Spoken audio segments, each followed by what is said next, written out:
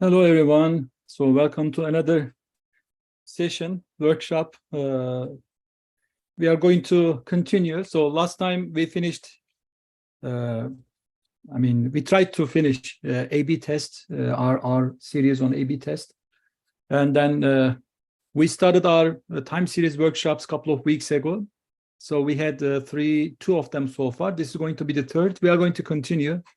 I'm planning to go over major topics in time series with short sessions and mostly coding. So I'm going to be using coding. I hope that this is going to fill some gap in between what you can find out there, so in the books or in some other resources. So my goal is to be able to do everything with Python, okay? So whatever we talk about can be implemented with Python. So that will be my goal in this workshop. So I uploaded the material from the 2 weeks, previous 2 weeks, including this week on this link, so you can find them. I'm gonna organize them. I didn't organize them. So I'm going to organize them into workshop 1, workshop 2, workshop 3. So it's going to be much better. So after this workshop, I'm gonna do that. I just uploaded the files. I remembered them actually. So what we did so far in the first 2 workshops were we just spent time on how we can manipulate data, what type of different types of data actually that we might have in time series in the time series context, and then how we can explore the data by shifting, creating a rolling window. Remember we did that last time. And then using rolling window, can we create new columns, and then using those columns, can we make predictions, and then how well the predictions were. So we made some initial predictions using columns that we created using functions of rolling windows, right? So this was what we did last time, I think. So what are we going to do today? Today, we are going to cover a very basic topic in time series datasets. It's not just time series, but it's very basic to time series datasets. So we are going to look at what is white noise, how can we generate white noise, what makes data white noise. And then we are going to talk about random walk. I'm not planning to get into stationary, non-stationary datasets. We are going to have another workshop for that. But because it is random walk, we have to talk about stationarity of random walk. So that's why I have to step into stationary to be able to see if random walk is stationary or not. If not, how can we make it stationary? So that is what we are going to do today. I hope we are going to benefit from the workshop altogether. Again, if you have any questions, so we can put the video of the last event. Hopefully we can put it on the chat. So if you have any questions, any comments, please don't hesitate to post on Q&A. I'm going to do my best to answer the questions. If I know the answer, I'm gonna do my best to answer the questions. Okay, so let's get started. Let's get started with zero mean model or white noise. So what is white noise? It's actually it's a zero mean and standard deviation of one signal, right? White noise. So any data that we receive, we are assuming that that data is coming with some white noise. So our goal is we are going to extract as much information as we can from the data sets and then leave behind that noise, that white noise that is already there. Okay, so the question is does this white noise have zero mean? The answer is yes. Does the variance change over time? The answer is no. And then do the values of this noise correlate with lag values? Lag values means, again, remember from previous sessions, we can create lagged versions of the same data set, right, by shifting up or down. Up or down means taking the data one step in time to the left or one step in time to the right. So that is shifting by 1. You can shift by 2, by 3. So does this data set correlate with lag values? Again, the answer is no. So it's supposed to be no. Okay, so the correlation is going to be, it's not going to be correlated if I shift the data and then see if the shifted version of the data is correlated with the original data. The answer is going to be no. Actually, these three can also be used to determine if a signal is stationary or not. Again, we are going to cover that in another workshop. Okay, so if you could just go to the link, and then for those who just joined, let me give the link one more time, and then download the data set, not the data set, just the file. So you can type the code with me. It's going to be better if we can go together, okay, as we are typing the code. Okay, so let's get started. Let us first generate a normally distributed series where mean is 0 and standard deviation is 1. Actually, this is nothing but our white noise. Okay, so let's import NumPy first as MP. So my screen is here, so I'm looking at the screen, and then sometimes I'm looking at you. So, and then I'm going to generate some graphs. So let's import matplotlib. Yeah, see.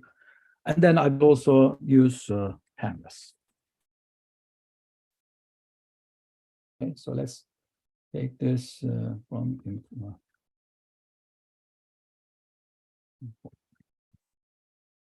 okay, so let's go to the next line. All right, so we have our libraries. Let us generate our first data set or signal. So I'm going to use NumPy's random library. Again, you can use, if you like, you can use SciPy for this one too. I personally prefer using SciPy, but today I'm going to be using NumPy and pandas. So I'm going to use NumPy's random library. From there, I'm going to be generating a normally distributed data set, okay, where the mean is going to be 0, and then scale is going to be 1, and then let's create a data set of size 1000. So I'm generating 1000 data points. The standard deviation is going to be 1, and then mean is going to be 0. So I don't know. Let's just call this 0 mean data. Okay. All right. So let us plot this data set. Let's see how it's going to look like. plt.plot. Okay. So 0 mean data.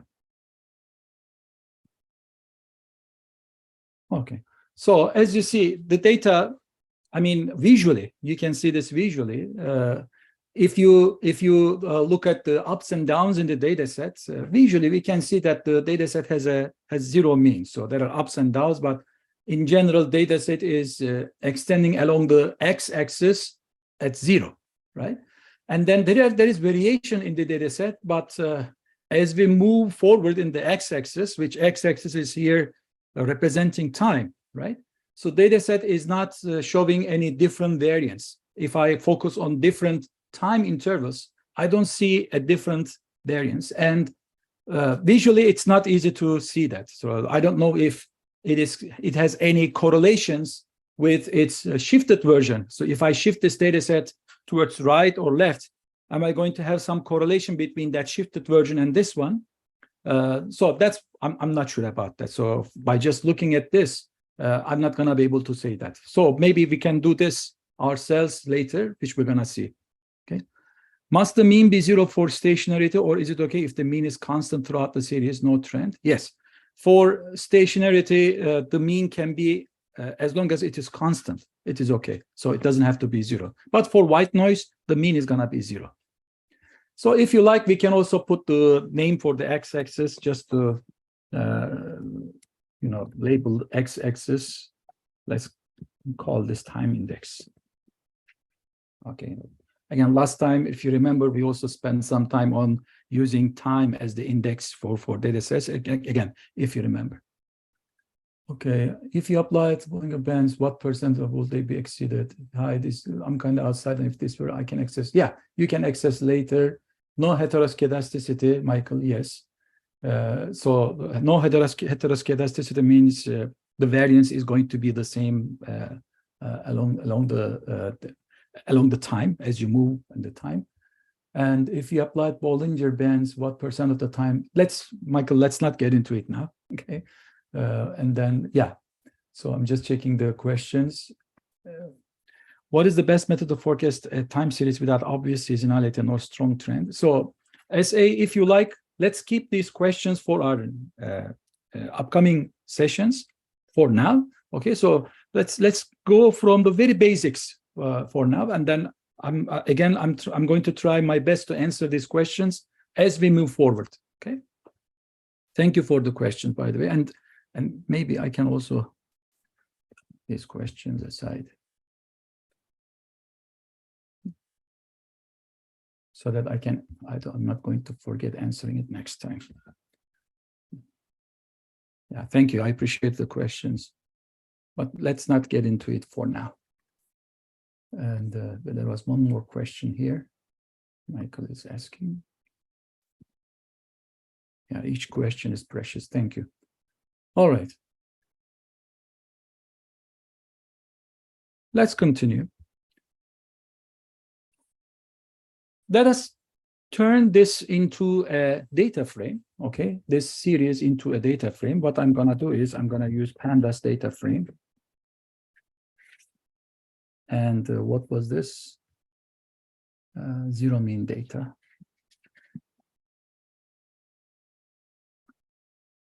Let's call this white noise.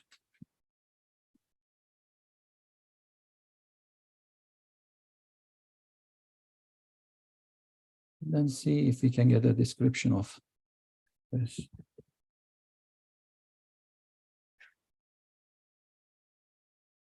I think it's going to run. Yeah, I have 1,000 data points. The mean is 0.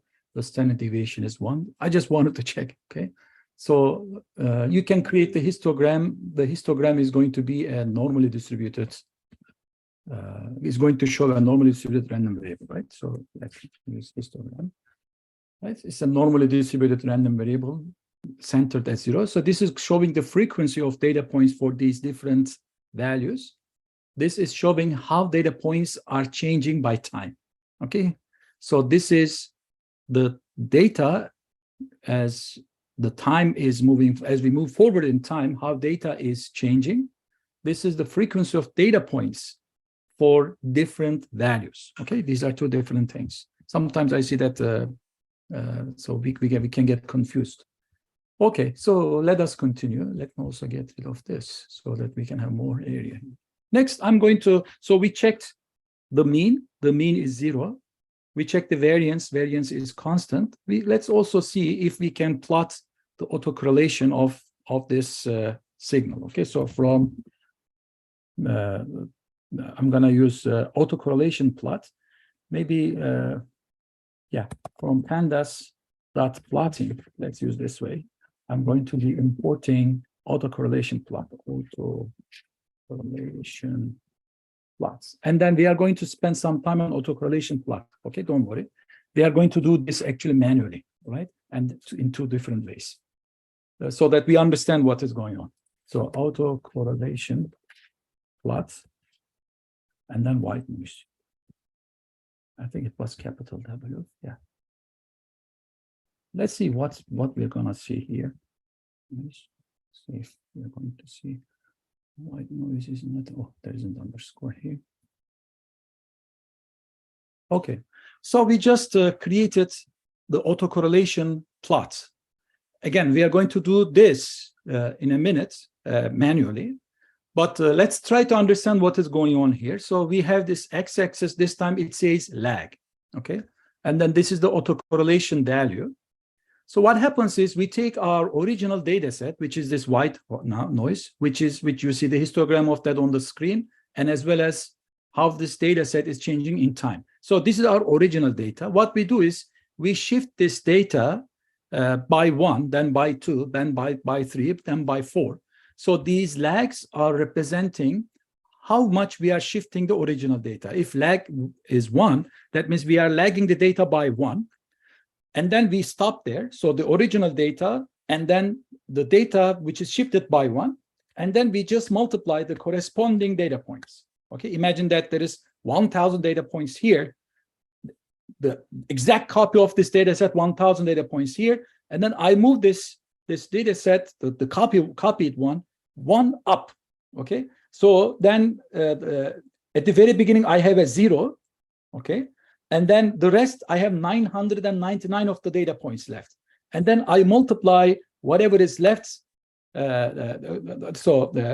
Like I'm just multiplying right hand side with left hand side exactly with the numbers corresponding to each other. That means first data point is multiplied by 0, second data point is multiplied by the first data point, third data point is multiplied by the second data point, and then I'm adding them up. Okay, so and then I'm normalizing it by number of data points, and then I'm dividing it by the variance of the data. We are going to see that in a moment. All right. So this is for lag 1. If lag is 0, then data is not shifted at all. If data is not shifted at all, and then if you multiply data by itself and divide it by the variance, in this case, because mean is 0, mean doesn't have any impact, then you're going to see that the autocorrelation is going to be equal to 1. But the moment I shift it, right, it's not 1 anymore. And as you see, autocorrelation is not actually up or going up or down. It is at the neighborhood of 0. Actually, you see this line here. This line here is indicating the zone where we are going to assume there is no autocorrelation. Right? So then for different lags of this white noise, I don't see any autocorrelation here. Okay. All right. So this is one observation we made. I tried to give a verbal description of what autocorrelation is. As I said, we are going to write the code for that soon. Okay. Are there any links to are there any links? I'm sorry. Yeah, I didn't say that. Where did you pull the zero mean data from? Zero mean data, I created that here. It's a random data set, normally distributed with zero mean and a scale of 1. Okay, and then I see it random. Okay, how does this autocorrelation plot relates to ACF and PACF plot? Thank you. So SA, again, you are asking questions ahead of time. I appreciate that. So autocorrelation plots. So you see, I just gave the verbal description, right? So I get the copy of my original data set, and then I shifted it. So when you shift, what you are doing is you are multiplying your, let's say you shifted your data by 1. Let me write in here. Let's say your data set is X0, X1, X2, and X3. Okay, so you have 4 data points. And then I shifted this data point by 1. That means I have X1, X2, and X3. So what I do is I multiply X0 by X1 and then plus. Let's assume that mean is 0. Let's assume that mean is 0. And then we'll see why we are assuming that. Then I'm going to multiply X2 by X1. And then plus I'm going to multiply X3 by X2. Okay. So this way I'm going to, and then I'm going to be dividing this by number of data points. And then I, in this case, it's 3. And then I will be dividing this by the variance. All right. So this is autocorrelation. Now, again, I'm jumping a little bit ahead, but our data set or our data, time series data, can be a function of, so today's data point in a time series data set can be a function of yesterday's data point, and that is valid for many cases in real life, right? So today's temperature is a function of yesterday's temperature. So today's demand is a function of yesterday's demand. If the demand yesterday was high, most likely demand today will be also high. All right. So we know that there is an impact of what happened yesterday, the day before yesterday, the day before yesterday. So what we are doing is the data point of time t will have some relationship with data point at time t-1, at time t-2. So when we are creating these lags, we are going to see the peaks if my data is correlated with, say, t-1, or with t-2, or with t-3. So ACF and PACF are measuring the impact of that relationship between the time, my data today, and my data yesterday, and my data the day before yesterday. So that's why we are going to use autocorrelation plots to ACF and PACF. So we are going to come to that one essay again. Let's go step by step. Okay, thank you. All right, let us continue.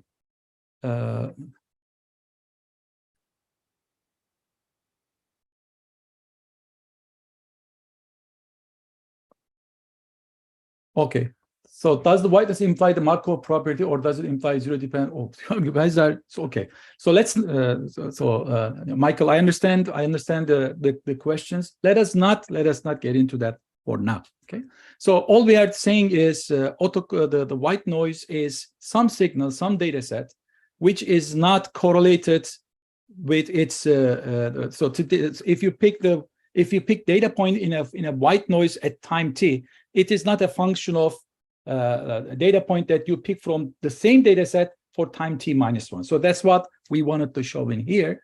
And I noticed that variation of the plus seems to decrease as we increase the lag. Does this tell us anything? Like, for example, heteroscedasticity? It doesn't tell anything to us. Again, the variance is constant. So we can actually see that by taking a window and then shifting that window along the data and then calculating the variance. We're going to see that the variance is going to be the same. Okay, and I get confused on how to place to. Okay, all right. So Michael, let us talk about this later. All right, the Markovian property. All right. So that's what I wanted to say about white noise. Now let us talk about random walk. And by the way, let me quickly record this question as well, so that I'm not going to forget next meeting. Okay, I'm taking a copy of the questions if I'm not answering them now. Okay, random walk. So let's now talk about random walk. Again, it's an important topic. Random walk is another important topic. You might receive a data set, a time series data set. And this time series data set can come in a specific format, like you see on the screen. Now you see that I'm talking about some kind of an autocorrelation, because the data now, let's say now is time t, is a function of what happened before at time t-1. So my data is a function of what happened before and some noise. E of t is representing the noise at time t. So y of t-1 is the value of my data point one time period before. So think of this as shifting our data by -1. We are going to the past, okay? So today's data point is a function of, say, if t is day, today's data point is a function of yesterday's data point. And this B1 is amplifying the impact of yesterday's data point. It can be big or small, okay, depending on how they are related. And B0 is some offset. Okay, B0 is a constant some offset. Okay, so that is definition of random walk. We are going to generate some different types of random walk functions and then see, and then we are going to analyze these functions a little bit in more detail. Okay.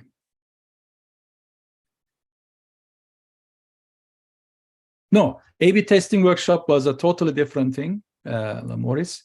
So we are done with that. It was a different thing. So the workshops, because we started and couldn't finish one workshop, I had to stop it, and then I just wanted to finish A/B testing first. Now time series, and then there was another workshop we started which we couldn't finish, deploying a machine learning model. Then we are going to start with that one. Yeah, I'm going to share the code again as I did for previous sessions. I'm sharing them now on GitHub, George. Okay, let's continue. So let us now create a time series data set. Remember what we created earlier? Let's remember the data set. Where is it? It's right here, zero mean data. Now look what I'm gonna do. So zero mean data. Okay, so remember, this data set is bunch of random data points composed of bunch of data points. The distribution is normal and with zero mean and standard deviation of 1. So what I'm going to do is I'm going to create a cumulative sum of this data set. So let's see what that means. NP dot cumsum. So what is cumsum? So let's first understand what is happening here. Let's say A is a numpy array, okay, of 1, 4, 2, and 6. And then I am going to say np dot cumsum of A. So what cumulative summation does is it takes the array, say 1, 4, 2, 6. The first element is 1, of course. The second element is 1 plus 4. The third element is 1 plus 4 plus 2. And the last element is 1 plus 4 plus 2 plus 6. Okay, that is what the cumulative summation does. So imagine that our numpy array is a white noise. Okay, it's a white noise. So these data points are all random. Okay, so they are all random. So let's see what zero mean data looks like. Zero mean data, and then let's check the first 10 data points. So this is how it looks like. Each number here is a random value that we drew from a normal distribution with zero mean and standard deviation of 1. Now, if I use cumulative summation for this one, what's going to happen is zero mean data, so with index 1 is actually zero mean, it's going to be 0, so let's say zero mean data cumsum, okay? So we are forming a new data set. The first value is going to be the same value with zero mean data, okay? And then the second value,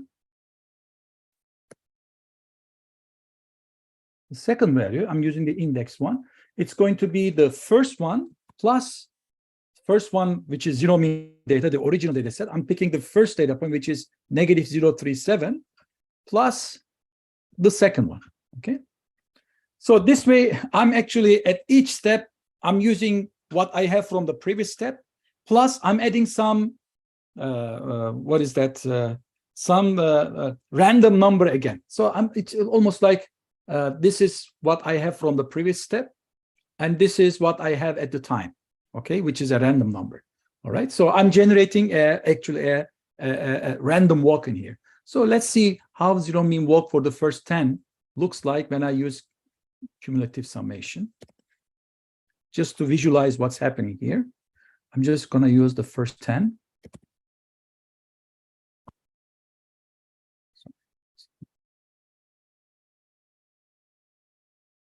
Okay, as you see, the first one is the same. The second one is summation of the first 2. The third one is summation of the first 3. The fourth one is summation. So at every step, I'm using what I have from previous step and adding a new completely random number. All right. So this is clearly a random walk. Let's call this random walk 1. So I'm going to create different random walks. Okay, let's call this.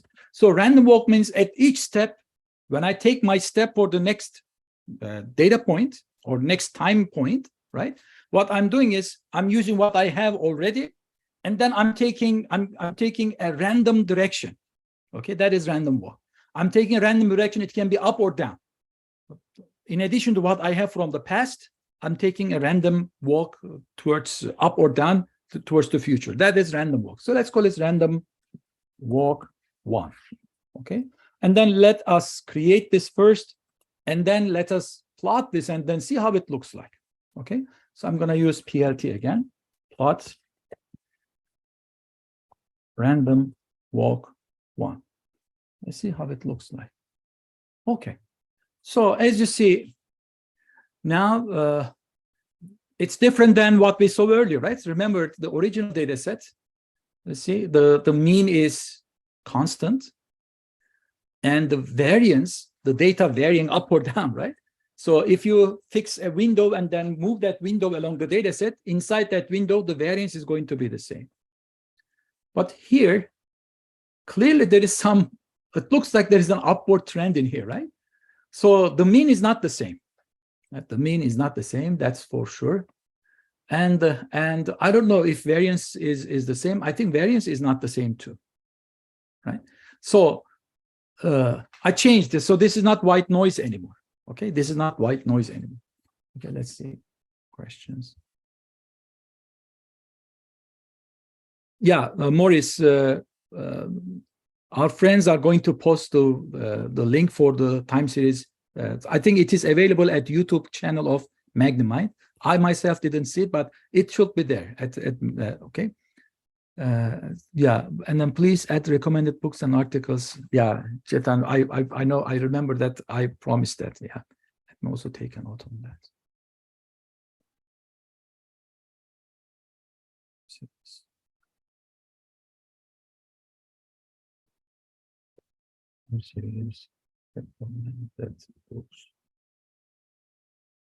All right, thank you for questions. All right, let's continue with this. Now we created this random walk. So what does that mean? So what are we gonna do with this guy? So what I'm gonna do is, I'm going to, by the way, I mean, if you generate this, let's see, where is it? Let me generate this one more time. Is it going to be different? Because my random numbers are all different, right? As you see, you can have a totally different, it's random walk. You can have a totally different shape, right? Because the moment you change the random 1000 data points, your random walk is going to look different. So everything is different here. Everything is random in here. Okay, let's now create the autocorrelation function, okay? So again, I'm going to just copy this time instead of typing it. Let me just copy this.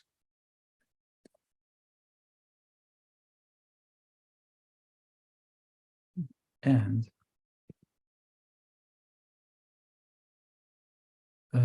random walk one. Random walk one. Okay, remember what autocorrelation does, right? It shifts the data, multiplies. So we are trying to see if this data set is correlated with its shifted version. In other words, if at any point the data set if the data point at any time point is correlated with the previous data points, correlated with data points from the previous time time points. So that is what we want to see. So let's run this. Okay. So we see something here. We see something different than what we observed earlier, right? So we see that, of course, when lag is 0, autocorrelation is 1. That means that the signal is autocorrelated with itself, right? 100%, 1. But as I move the lag, that means as I shift the data, like for one shift, data is highly correlated. And that is obvious, right? So that's how we generated this random walk. What we did is, every time we added what we have from the previous step. But keep in mind, the previous step is also related to previous step and to previous step. So in other words, I am highly correlated with what I have yesterday, but I also am correlated, if I am today, I'm also correlated with what I have the day before yesterday, because yesterday is correlated with the day before yesterday. So we can clearly see that effect in here, right? So my autocorrelation for lag equals 0 is very high. And then for lag 1, it is high. And then as I move away from today, as I move away towards past from today, right, my correlation with data points in the past is getting decreased. And after a while, it becomes like not correlated. So why suddenly we are seeing this here, negative correlation? I don't think this is any meaningful. I don't think there is any meaning in this one.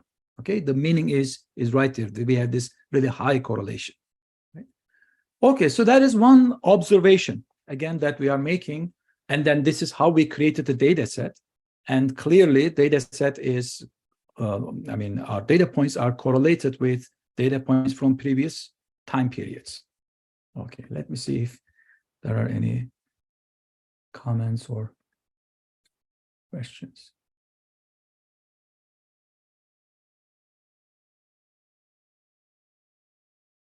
Should random walk only show high autocorrelation at lag 1? No, no, Faye.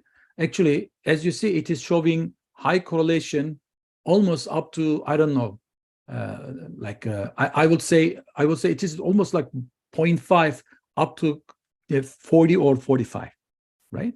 So, I mean, it has really high correlation for the first, let's say 20, 25 lags.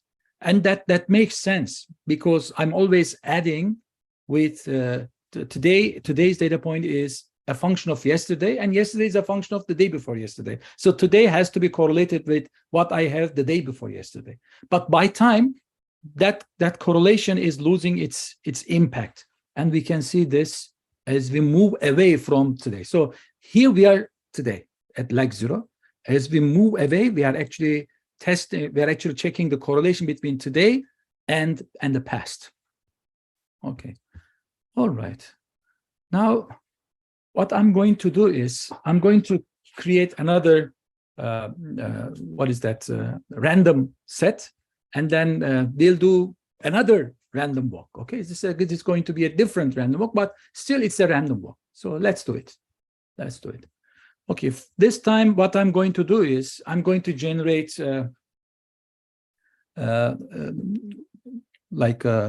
numbers from a certain range. So let me first import the libraries, and then we'll see what I mean in a moment. From random, I'm going to import seed so that we can set the seed and then see the things we can replicate our study, right? And then from random, I'm going to be importing rand range, and then see what rand range does in a minute. Okay, so first let's set the seed. All right, now I just want to see what the rand range does. Let's all together see what rand range does. Rand range, let's say 10. So it is going to generate a random integer from this range. So if I run this again, it's going to generate 9, 1. So it's generating integers from 0 to 10. All right. So now let's generate integers, 1,000 integers in the range of 10. Okay. So for that, I'm just going to create this loop for I in the range of 1,000. Okay. And this will be my random integers. My random integers. Okay. So I just generated my random integers. Let's see how they look like. plt.plot my random integers. It shows me like, I mean, almost like a, so the mean is, I think the mean is around 4.5 because I'm generating integers from 0 to 10. 10 is not included, right? So the mean is going to be 4.5, and then variance is constant, right? So this looks like it is uniform distribution, right? So if you are curious, let's also create histogram. This is a list. This is a list. So let me create PD data frame.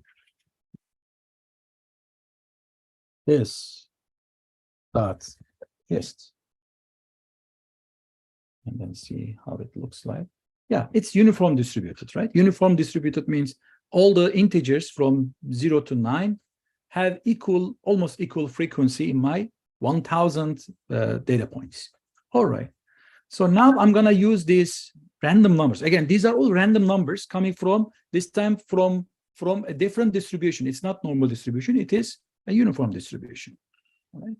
But so let us create a random walk from this data set. All right. So I'm going to, what is that? I'm going to first create a list, and then I'm going to update that list at each step. All right. That's what I'm going to do. So my list is a list of numbers. Okay. It's a list of numbers.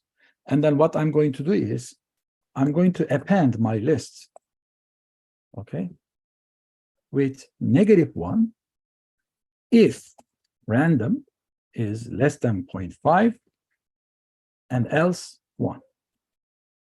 So what happened here is my list is an empty list now.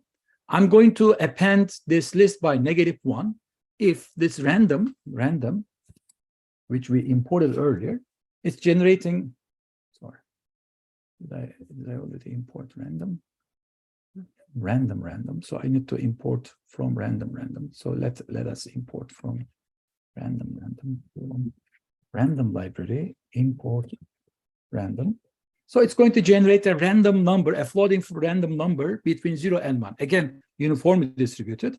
I covered this in one of our stat sessions. I don't know if you guys joined that session before, but this is one way of generating -1 and 1s with equal probability. It's like flipping a coin. I flip a coin. If it is tail, -1. If it is head, it's 1. So that's what I'm doing here. I'm checking this random number, which is between 0 and 1. If it is less than 0.5, I'm going to take my walk to negative direction with 1 step size of 1. If random number is greater than 0.5, I'm going to take 1 step towards the positive direction. All right. Okay. So I'm going to use this to create my random walk. So for I in range from 1 to 1,000, I have 1,000 data points.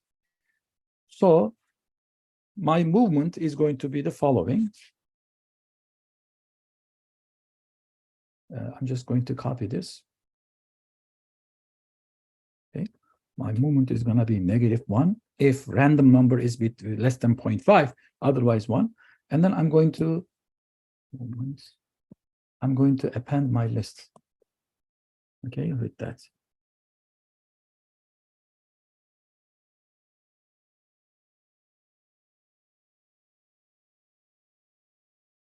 Okay, so this is what is that?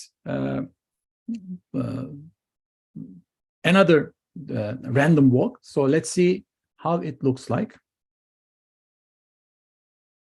We are trying to create a random walk. This is not yet random walk. We just want to see how this looks like for I think it's this one.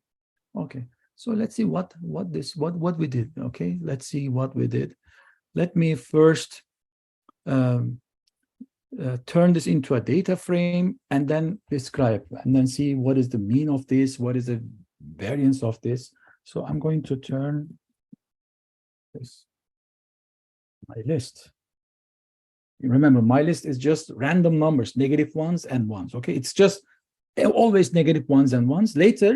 Later, I'm going to add them to create a random walk. So the numbers will be like 2, 3, 4, maybe sometimes 1, sometimes 5, sometimes random negative numbers. Okay, and then from here, I'm going to see what is the mean and standard deviation of my. So I have 1,000 random numbers. My mean is almost 0, and my standard deviation is 1. So this is, I just created a random data set with 0 mean and standard deviation of 1. Okay, so it almost brings into mind that this is almost like white noise, right? 0 mean and standard deviation of 1, right? Okay, all right. So now I'm going to use this to create my random walk. So that's gonna be the next thing. So I just created a list of random moves. Now I'm gonna use this to create my random walk. I haven't added anything with previous step here, right? So these are just at each step, what is a random move? That is what I did in here. I haven't related now with yesterday yet. Okay, let me see if there is any. Can you explain again the part you just mentioned of the correlation graph? Okay, I'm going to explain in a moment. So the correlation graph here, it is showing how my data is correlated with its shifted versions. If I shift my data by 1, how correlated my data sets overall with its 1 shifted version? In other words, how much today's data point is correlated with yesterday, just 1 day before, okay, if your time unit is 1. If your lag is 2, it's going to give you an idea about how much today's data point is related to. So I'm using the words which may not mean too much in stat, but related to the data points from 2 days before.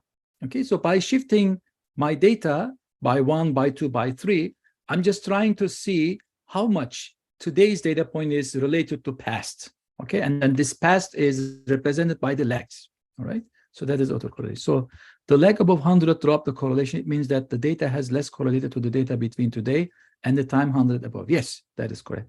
In general, if you look at autocorrelation of a time series and see no autocorrelation above, say, 0.3, is this worth investigating, or is it basically insignificant? So any autocorrelation, so I mean above 0.3, I would consider that for further investigation.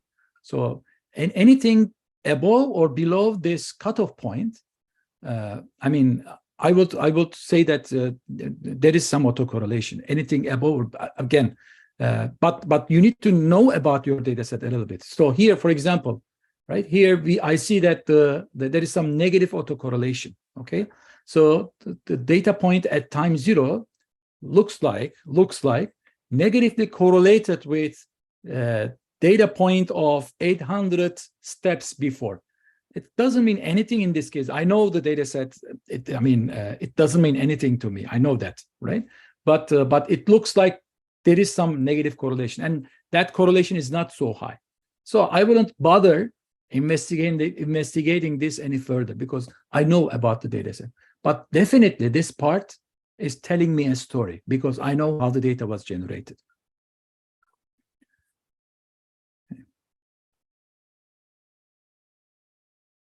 Okay, yeah, here. Okay, so I created a list of moves. Okay, that's all I did. I created a list of moves, up or down, 1 or -1. What I'm checking is I have 1,000 data points. Again, this is not random walk yet. Okay, it is just random moves. Okay, random moves at each step. In what direction randomly I'm moving. Okay, and then it has 0 mean and standard deviation of 1. All right. Now I'm gonna do a very similar thing. Oh, by the way, let's also check the autocorrelation before we move. Let's check the autocorrelation. I'm just going to copy this. Okay, just copy this here. This time I'm going to be checking my list. Again, as you see, there isn't any correlation here, right? There is no correlation. It is white noise, right? So the mean is 0, standard deviation is 1, and there isn't any autocorrelation between any of the legs, right? So, okay. All right, so I have some idea about what we did. Fine. Okay, now let's use the same code, but this time, as we did earlier, I'm gonna create a random walk. So let me, instead of writing the code one more time, let me just copy this part. All right. Here, this is my list.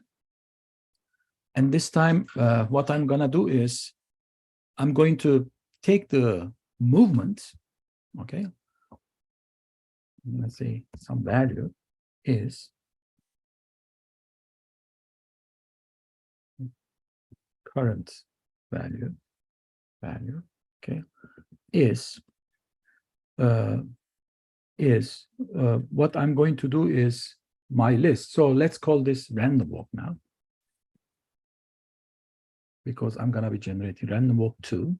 I'm going to be generating a random walk here, and then let me also call this random walk 2. Okay, so the first number in my random walk is the first number from my data set, which is -1 or 1. Okay, but then what I'm going to do is I'm going to use the previous random walk value from the previous time, which is I minus 1. Okay, so I'm going from range from 1 to 1,000. 1,000 is not included. I started from 1 because I already assigned a value for 0. So what I'm doing is I'm using, when I is 1, when it is the first iteration, I'm using the data from index 0, which means the first time point, and then I'm adding that with my random movements. Okay, so I know what this random movement means. I know that. So this is this one. This one. All right. It has 0 mean, standard deviation of 1. There is no autocorrelation.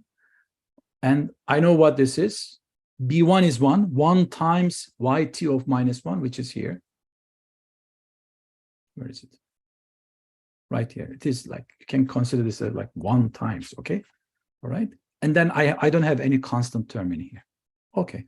So, and then I'm going to append my random walk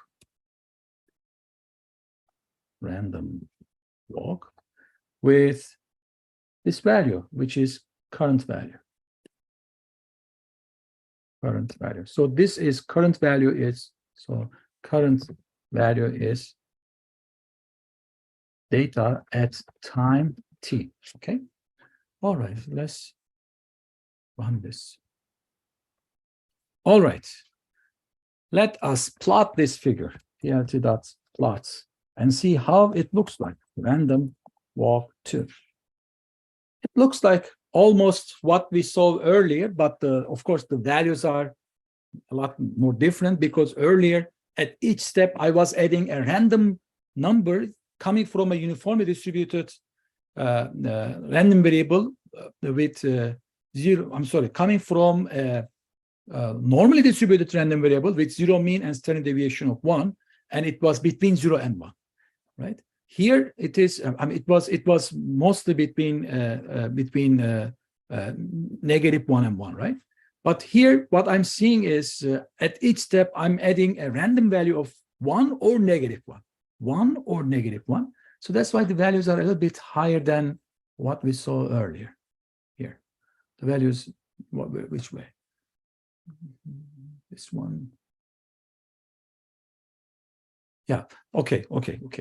So in here too, even though I'm not adding 1 or -1, so I take what I said back, because I thought the values were much smaller than 1. So here I'm adding most of the values are between -1 and 1, because it is a normal distribution. Sometimes I have values greater than 1. Sometimes I have values less than -1.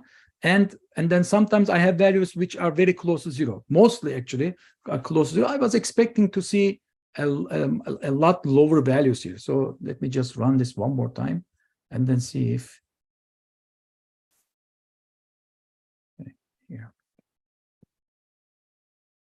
Because it's a normal distribution, most of the values are between -1 and 1. So that's why I was expecting. But the problem is sometimes I'm going to have values greater than 1, like between 1 and 2, between -1 and -2. So that's why suddenly the values are jumping down to -20 or up to 10.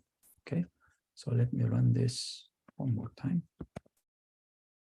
Yeah, so that's the reason, because sometimes I'm going to have values greater than 1 or less than -1. So that's why they are going to be added up, and then my values are going up to 25s and 30s. Okay. So I thought it would be less. All right.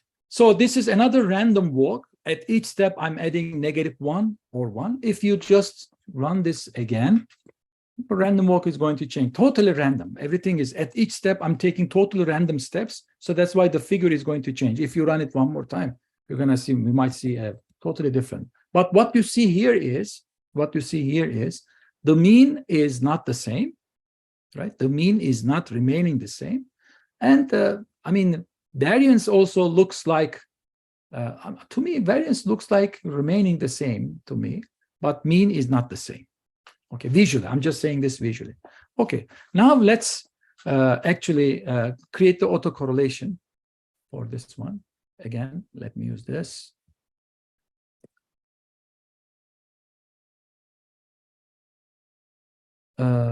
Instead of my list, I'm going to use random walk 2.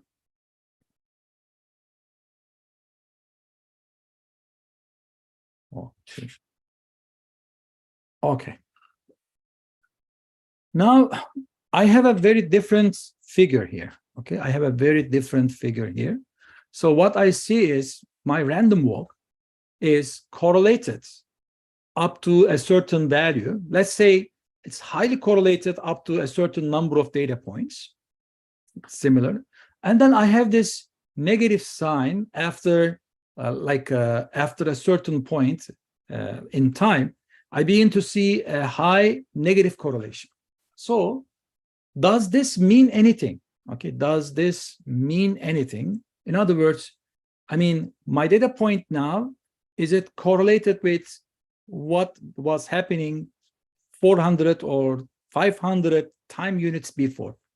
Logically, if you think about it, it is not correlated, right? So that's not how we built the data set. The data set is correlated with the previous data point and previous data point.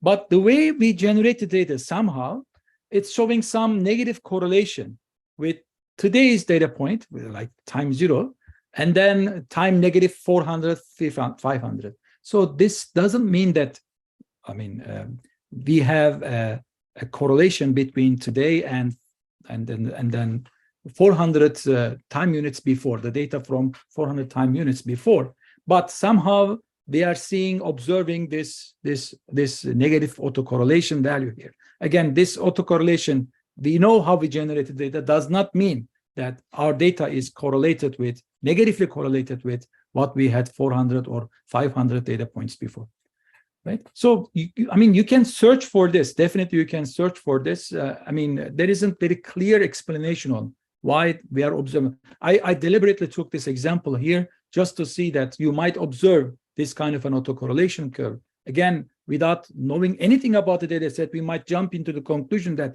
there is some negative correlation. That means when I increase 500 time periods before, when I increase my data point, or decrease my data point, let's call it that way, decrease my data point, 400 time units later, I will see an increase in the value. So again, this may not be make so much of sense given how we are generating our data sets.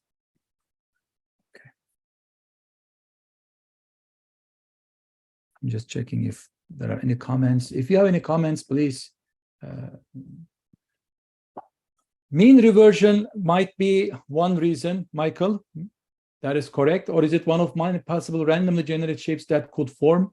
Again, I'm going to show you another figure in a minute to investigate how to find some explanation on how this is happening. I myself couldn't come up with a very clear explanation for that. But I wanted to share this with you. Again, it's just because I have some negative correlation here. It doesn't make me think that I have actually correlation between now and 400 time units before. All right. So let's continue. Let's continue. What I'm going to do next is I just want to be very clear about, because given this, right, after seeing this, we might be a little bit confused. So what's happening here? Let us create this autocorrelation plot ourselves. Okay, let's do this manually just to see what is happening, how we are generating autocorrelation from it. So that is the next thing. That's what I want to do. I want to implement the Python implementation of autocorrelation. So when we generate autocorrelation, find autocorrelation values, there are certain steps. If you just follow these steps, it's very easy. Actually, it's very easy. The first step is I'm going to find the mean of my data. Okay, that's the first step. Once I find the mean of the data, then find the variance of the data sets. Okay, all right. So once we are done with this, the third step, in the third step, what I'm going to do is pick a lag value. So lag value means how many time units you want to shift your data. Okay, pick a lag value. You want to shift by 1, by 2, by 3, whatever. 4, what you're going to do is subtract the mean from the data set as well as from the shifted version.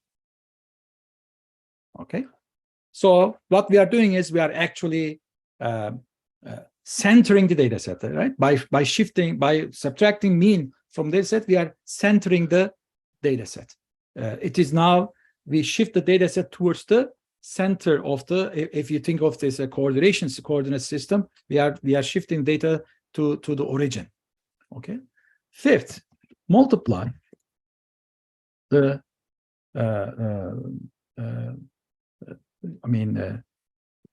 this data set minus mean and shifted lag data set, let's call it lagged data set minus mean. Okay, so we just multiply these two, data set minus mean and lag data set minus mean. All right, and then sixth, sum these multiplications. 7, divide the sum by number of data points. 8, divide the results by variance.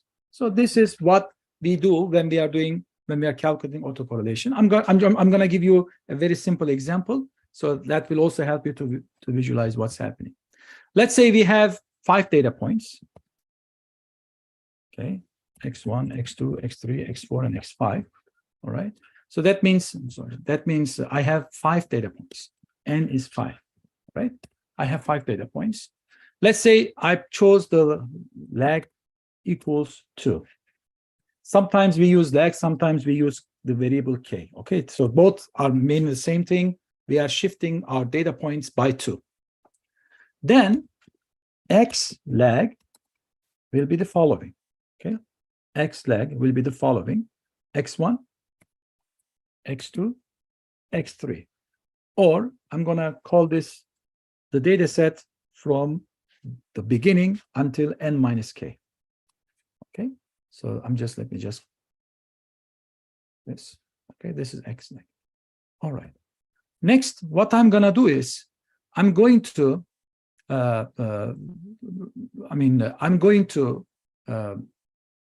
multiply these data points, these first 3 data points, with the data points that actually, let's call this x lag.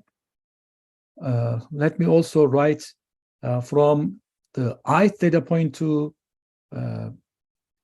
how to write it better so that you understand it, or we understand it together. So what I'm going to do is I'm going to multiply x1 by here x3 plus x2 by x4 plus, and then x3 by x5.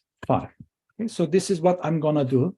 Maybe it's going to be more helpful because I'm trying to follow some autocorrelation function formula, but I think it's going to be more helpful if I write it this way. Let me write it this way because this is what we are going to do when we are coding. So let me change this to shifting x3, x4, and then x5. Okay, all right. Let me change this that way, and then I'm going to also write this. And then I'm going to add 0. I'm going to add 0 here. All right. And then what I'm going to do is I'm going to multiply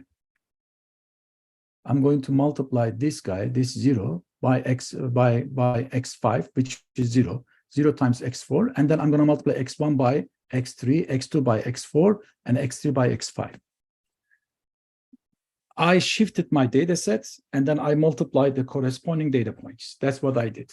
Hopefully, I did not confuse you guys, because I think I might have confused you at this point. Please let me know if you are confused, and then let me take one step back and then try to make it more clear. What is K again? Yes, look in the chat. I don't know coding, but in supply chain vendors use very raw data in Excel, and it's difficult to analyze their data. Any recommendation for non-developable? What can I do? With Excel, you can use Excel functions. I'm also doing a similar work using Excel, Sophie, so you can use Excel to do similar functions. It's like PCA mapping the data set to another dimension. It's no, so no, it's a different. PCA is a totally different thing. Okay, totally different thing. What is K again? K is how much we are going to shift the data set. K is how much we are going to shift the data set. How much of lag. So I used lag in here, but sometimes in literature they use K. Okay, I use lag in here, but sometimes in literature they use K. Right. So I don't want to. So let me write it this way. Actually, hold on. Let me see. Yeah, I think I should add the zeros in here, so it's gonna make more sense. Okay, so I shifted my data by 2 towards the past.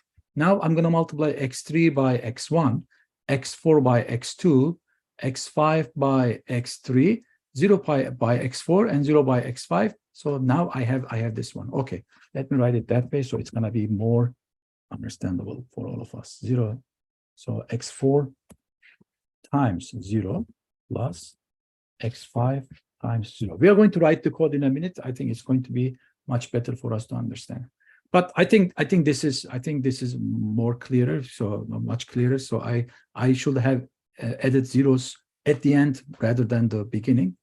So x3 by x1, x4 by x2, x5 by x3, and 0 and 0. So these guys are gone. So I have the multiplication of my shifted version with the original version. All right, so this is going to be that multiplication, but before, if you like, before you multiply, you need to subtract from the original data set and from this lagged version, you need to subtract the means, okay? Let's say mean is x1 plus x2 plus x3 plus x4, right? Plus x5 divided by 5. Okay, this is mean by 5. Then what you're going to do is when you multiply, you're going to subtract mean. Okay. Then subtract mean.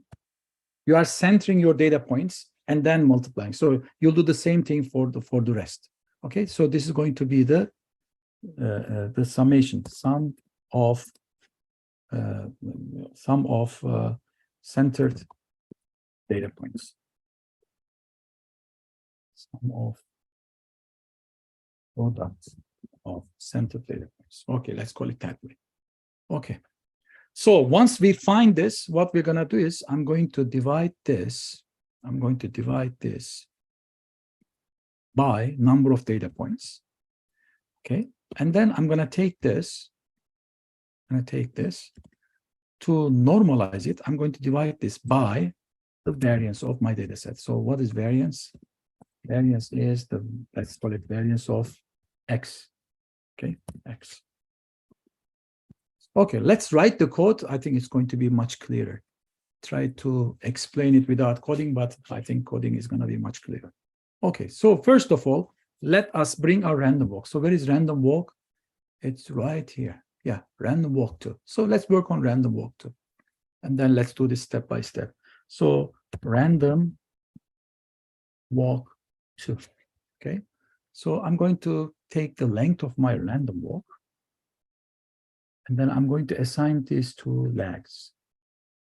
Remember, in the autocorrelation function, this is lags. So I'm just saying that I'm going to be shifting my data by 1, by 2, by 3, by 4, by 1,000. Okay, so I'm going to shift 1,000 times.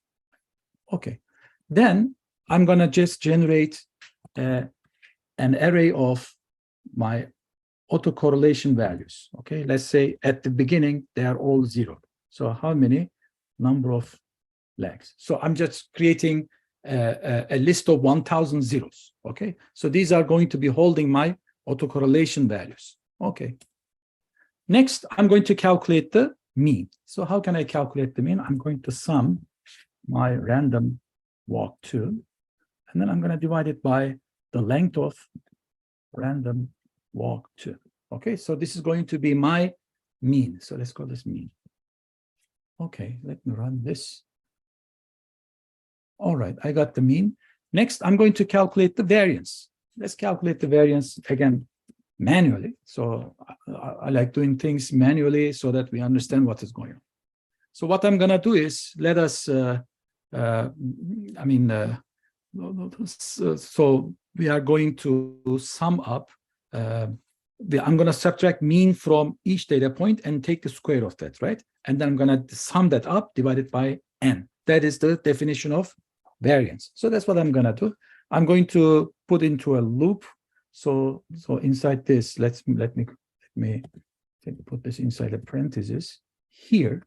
What I'm going to do is for x in random walk, okay, random walk 2, I'm going to be picking each number from my random walk.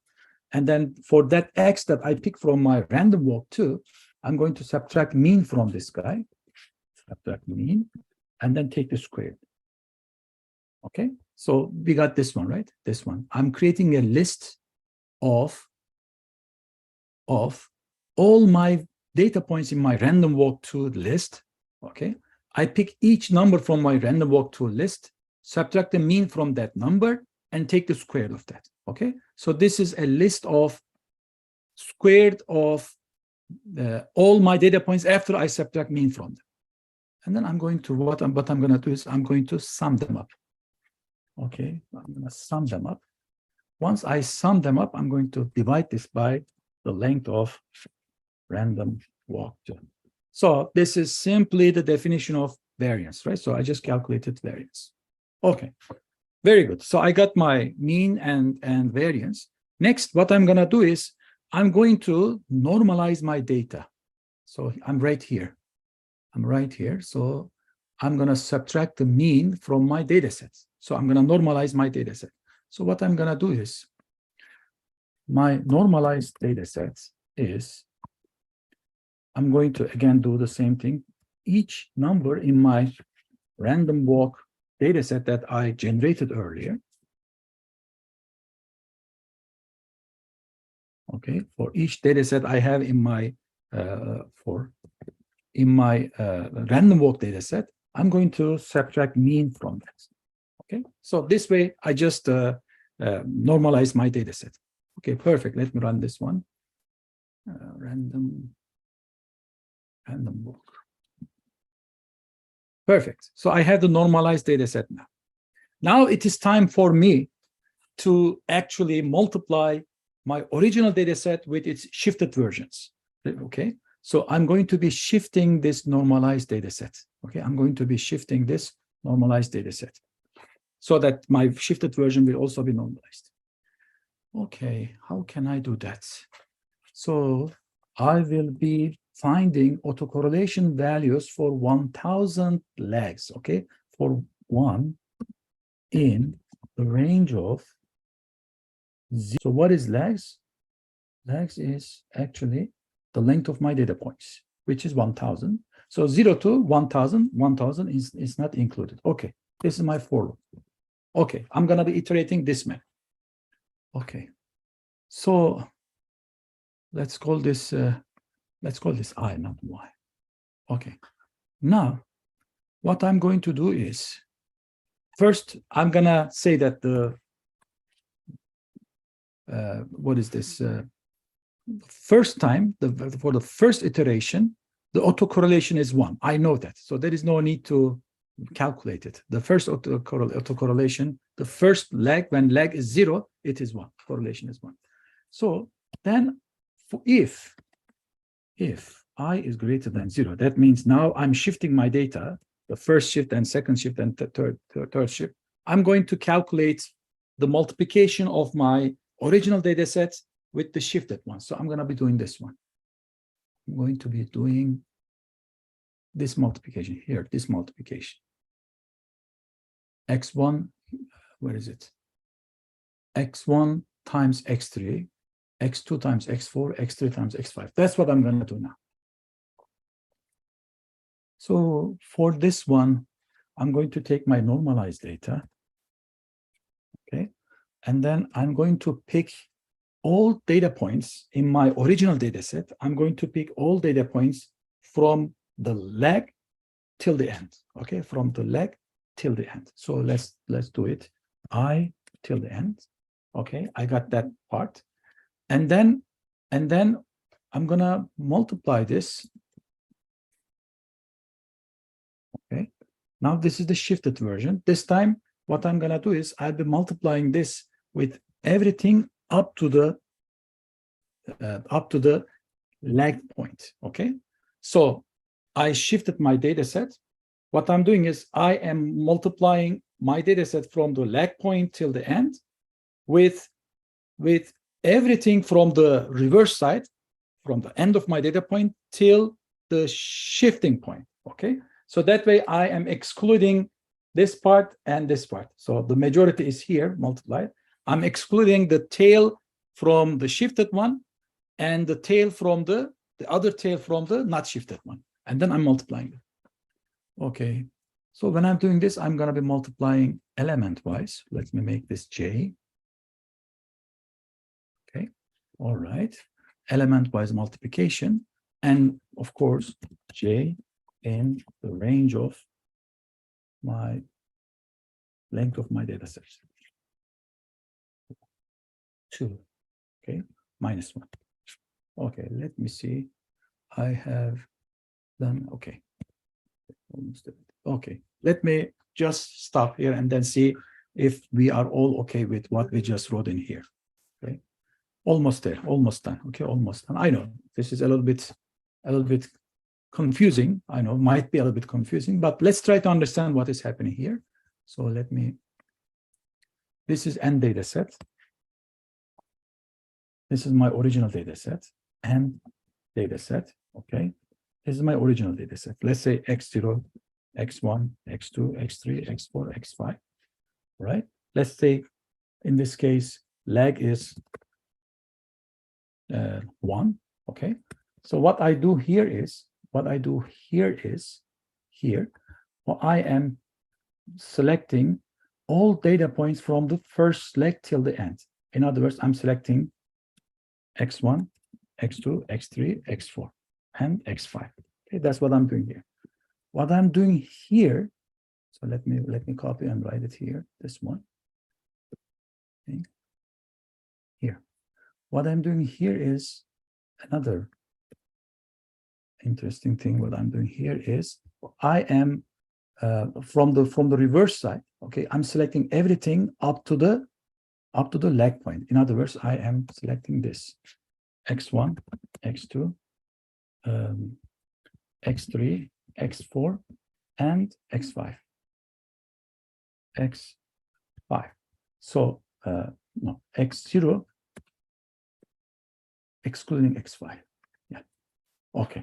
So I am selecting everything up to the kth element from the other side, okay, which is, or the lag element from the, so if lag is 1, I'm excluding the last element here. If lag was 2, I would exclude last 2 elements. All right, and then I'm multiplying these two guys. Okay, that's what I'm doing here. This J is referring to these two guys. The reason why I've subtract by 1 is because this is minus, it should be minus I. So I'm subtracting the lag, how much I am shifting, because that is gonna be the size of these data points. If I shift by 1, so I need to reduce by 1. The length of my data set is reduced by 1. If it is a second lag, then I'm gonna be reducing this by 2. And then I'm multiplying these guys. x0 times x1 plus x1 times x2 plus.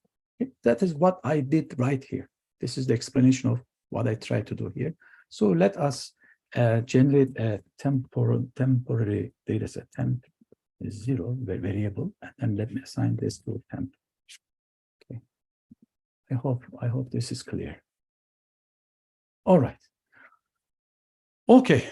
Next, once I make this multiplication, I'm going to sum that, and then I'm going to divide this by a number of data points. Okay. And then also divide this by the variance. All right. And then let me go outside if. So now a correlation I is C. And then let's see if this is going to work. And then it did not work. Random walk 2. Yeah, let's see. Okay, it looks like it worked, and I'm hoping that it's going to work. I already lost some people. Okay, NaN, X1, X2, X3. So I'm gonna have another version for this one. I'm gonna replace NaNs by 0. But in this case, there isn't any NaNs, Andrew, because I'm already slicing my list, right? So there isn't any NaN. So lag and K are the same things. Yes. Will the data set have the same mean as the lag data set, or will have to be 2? No, I'm always dividing it by the mean of my original data set, Janet. Okay. All right. So I'm hoping that you guys are here and then with me. Are we doing a dot product operation here? Yes. Yes. We are doing a dot product, but because it's complicated, the length of the data set is decreasing. So I just wanted to show everything explicitly. You can write this code in a much nicer way. Shorter, actually. I just wanted to show you everything explicitly.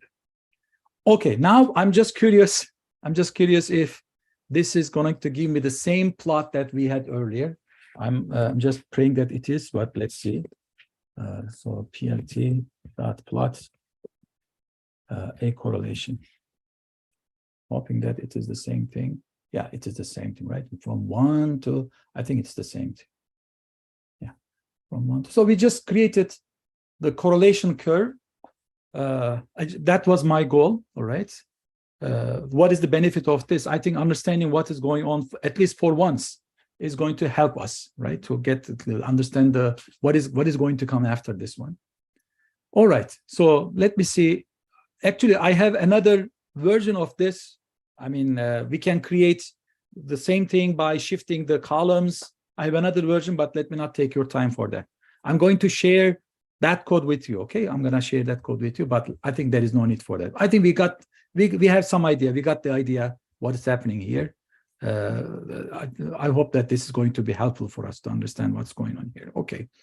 One thing that I was a little bit curious about this part. So again, it is not any scientific exploration, but I'm just curious about what's happening here. Why suddenly I have this negative sign? So I just wanted to see, can I compare this part of the data set with current data set and then see if they look like alike, if there is any correlation visually we can detect. That's what I wanted to share with you guys. So let me see if I can do it. I'm already a little bit tired. When I'm tired, I get confused. Okay.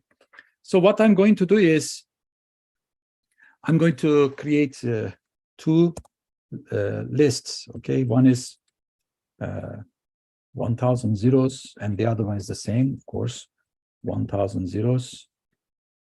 Okay, so then what I'm gonna do is I'm going to focus on this part. Okay, I'm trying to focus on this part. All right. So what I'm gonna do is I'm going to take my random walk from this is my random walk, right? So this part, I'm just curious about this part. So I'm gonna take my data set corresponding to that part. Okay, I'm gonna take the last part of my data set. Okay, 750. Okay, last part of my data set from the 750th data point towards the end. I'm going to assign this to A towards end. Okay, and then I'm gonna do a similar thing for B, but B will be spanning a different part of my data set. I just want to see if I pick different parts of the data set, if they're correlated or not. That's what I want to see. So again, from 750 till the end, this time B. Okay, so I'm just bringing different parts of the data set to the same side by side, actually on top of each other, so that we can see if there is any correlation. Okay, that's what I want to see now. So from 500 to 750. So I brought last 25 data points, and then I bring the 25 to 150 data points before that. Okay, so that I can see them together and then observe what's going on. Okay, that's what I want to do. I want to see if there is any visually we can see any correlation.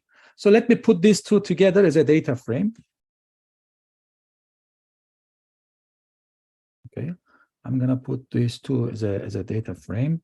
So let me turn A into a data frame, and then let me turn B in a data frame. Okay. So these two are two data frames, and then I'm concatenating them along the axis of 1. This is 1. Okay, very good. So I got C. Now let me plot these two, the A and B, because the only reason I did this data frame is because I wanted to use a PLT plot. Okay, PLT.plot. I want to plot the first 250 data points. Okay, and also the second 250 data points. Again, you can write this code much nicer than me. I'm just doing what I can. Okay. It's interesting, right? So I just wanted to visually see. So again, this is the last 250 data points from my random walk. And this is 250 data points before these guys, okay? This is the other 250 data points prior to these 250 data points. I just wanted to bring them side by, up and down, so that I can compare them if there is any trend here, like negative autocorrelation. Like it looks visually, it looks like there is some negative correlation, right? When when these guys are going down, these guys are going up, right? So that is what we are observing here, right? So there is this after 250 lags, So yeah, that's what I wanted to see. There is after 250 lags, I see there is a negative autocorrelation. Let me go up. So here, look, I am looking at 250 lag. I'm right here. So I go up. Right, where is I'm right here? This is 300, 250. So I'm just curious if there is a negative autocorrelation here. Okay, negative autocorrelation here. So it is either 0 or almost negative autocorrelation. So that is what I tried to do. I took the last 250 data points, and then what if I shift them by 250? So I'm just going 250 before these data points, and then see if there is any correlation. I mean, visually, it makes me think that there is some negative autocorrelation. It makes me think that way, but again, I know the way we generated this data set, so maybe I need to explore a little bit more. I'm just sharing with you what I try to see visually, okay? So maybe you can have a better idea about what is going on. Okay, I was wondering if the autocorrelation curve is showing a run. For example, an unbiased coin could potentially have 10 heads in a row followed by 11 tails in a row, even though it is unbiased. Maybe, Michael, right now, I'm a bit tired. I'm not thinking very, yeah, I need to sit down and think after I take some rest. Okay. Thank you for the comment. Will the data set have the same mean as the? Yeah, I already answered that question. Okay, all right. It is. I don't know. It has been. I think 1 hour and 30 minutes, guys. So I think it is time to stop. You are also tired. I see that some people are already tired and left. I'm also tired now. So let me stop here. What we are left is random walk and stationarity. Again, what we did so far is just exploration. We're exploring together. I'll continue this way for your information. If you're interested for information, I'll be doing a similar thing. So writing the code and exploring. I think this will help us understand time series much better. So I will continue from where we left. And hopefully next time I am going to start talking about simple time series models. All right, and then maybe we are going to move a little bit faster in our next meeting. Yeah, we are going to. I'm going to share the notebook with you guys. Please look at this this GitHub account. Again, I'm going to organize this one. Let me share the link one more time with you guys. I will share everything here. Please, I just one request from you. Please post reviews about Magnimind, about these lectures. We really appreciate your feedbacks. That encourages us to please post reviews about these lectures on Magnimind. So my friends are posting where you can post your review easily. We really appreciate your feedback. All right, thank you very much for staying 1 hour and 30 minutes with me. I'm gonna see you guys next time. Take care. Okay, bye.